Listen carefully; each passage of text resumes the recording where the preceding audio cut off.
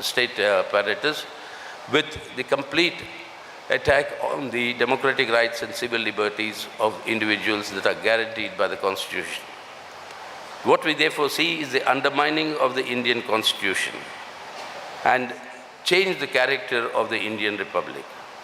All the four fundamental pillars, foundational pillars of the Indian Constitution, that is secular democracy, federalism, social justice, and economic sovereignty. Every single of these fundamental pillars is under assault today. The implementation of the fascistic RSS agenda of their Hindutva Rashtra requires a unitary state structure, which is completely contradictory to the federal state structure that is given in our Indian Constitution. So, to achieve this objective, they are simultaneously undermining, that is the government, BJP government, undermining the independence and authority of every single institution created by the Indian Constitution. Beginning from the Parliament itself, laws are made without any discussion whatsoever.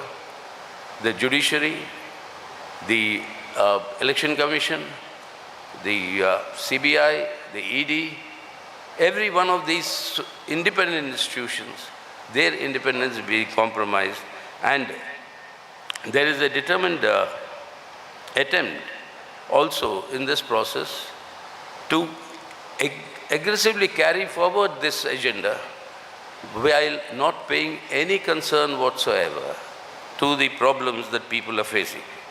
There's no question of any relief to all the mishandling of the COVID pandemic by this central government. We have seen the manner in which corpses have floated on rivers like the Ganga. But the concern for people's livelihood, their growing unemployment, their hunger, their poverty, none of that has any priority with this government. On the contrary, today I think is the 14th time that the price of petrol has been hiked, petrol and diesel. You have this constant daily rises in the prices leading to a galloping inflation, which is compounding the miseries of the people.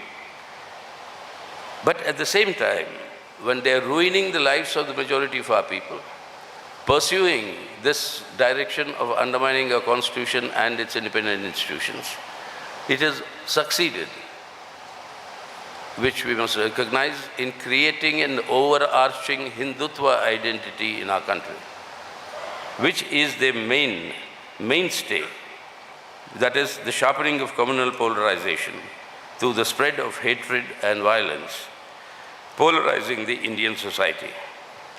This sharpening of communal polarization is the main stay for their political and electoral mobilization. That reality we must recognize. So therefore, under these circumstances, it is essential that the BJP has to be isolated and defeated in order to strengthen the people's struggles for a better life, to safeguard the secular democratic character of the Indian Republic and the Indian Constitution. Isolating the BJP cannot be achieved only electorally, but it will have to be undertaken by conducting sustained efforts in the political, ideological, and cultural social spheres.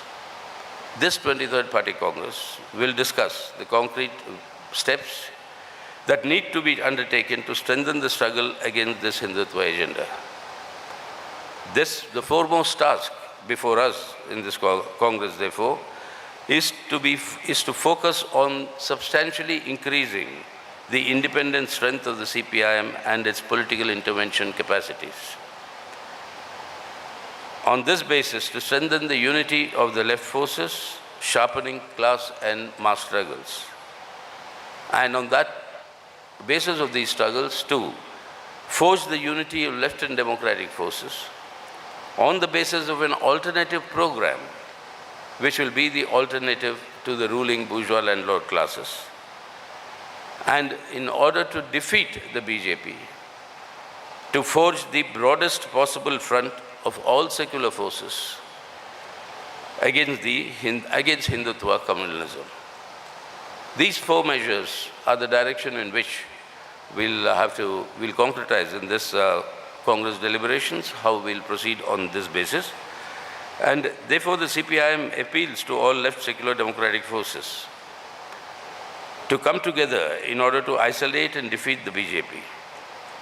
All political parties that proclaim secularism must rise to the occasion to discharge this patriotic duty.